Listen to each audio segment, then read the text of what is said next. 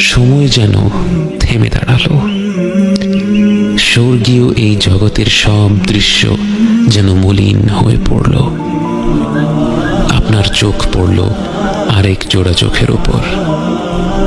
আপনি ভাষা হারিয়ে ফেলেছেন। আপনি ফিরে গেলেন বহু বছর আগের দুনিয়ার সেই জীবনে।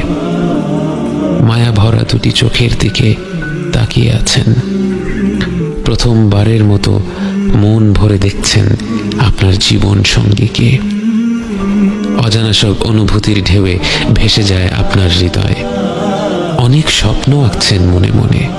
চূড়ান্ত স্বপ্ন একটাই, একসাথে জান্নাতে যাওয়া, অনন্তকালের জীবনের সঙ্গী হওয়া।